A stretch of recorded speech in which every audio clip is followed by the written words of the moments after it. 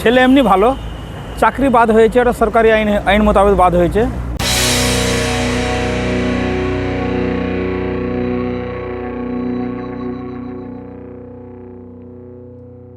বারবার যোগাযোগ করার চেষ্টা করেও তাকে পাওয়া যাচ্ছে না। অন্যদিকে বাড়িতেও তালা লাগানো।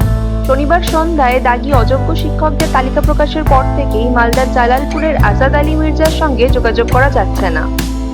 এসএসসির তরফে যে অযোগ্যদের তালিকা প্রকাশ করা হয়েছে তাতে তার নাম আছে। তিনি চাঁচলের একটি স্কুলে চাকরি করতেন।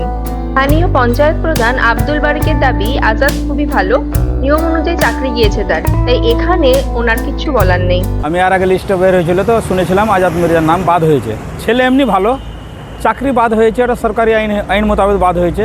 এটা ব্যাপারে আমার এটা জানা আছে, আইন মোতাবেক বাদ হয়েছে। যে আইনে যে টিকবে এটাই জানি। আবার কালকে যেটা বাদ হয়েছে এটা জানা নাই আমার।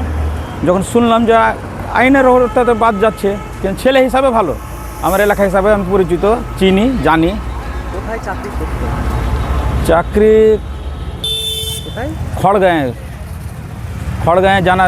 চাকরিটা বাদ হয়ে গেছে ওনার, কি মনে হচ্ছে? কি চাকরিটা কিভাবে পেয়েছিলেন? বাদ কেন হচ্ছে, কি মনে হচ্ছে আপনার? এটা ব্যাপারে আমরা বলতে পারছি না। এতে চাকরি যখন সবাই পায়, যখন এই 2016 টাইমে, তখনই মনে হয় পেয়েছিল। তারপরে একটা 26,000 চাকরি বাদ হয়। ওই সময় আমরা শুনতে পেলাম আজাদ মির্জাও চাকরি বাদ হয়ে গেছে। এটুকু জানা আমরা আছে। নাম রয়েছে, তিনি কীভাবে পেয়েছিল চাকরিটি? কিনে নিয়েছিলেন অ্যাপার্টমেন্ট, না কি মনে হচ্ছে আপনার? না, এটা ব্যাপারে আমার অতটি জানা নাই। কী ব্যাপারে পেয়েছিল, ওই সময় আমি প্রধানও ছিলাম না, অতটি আমার জানা নাই।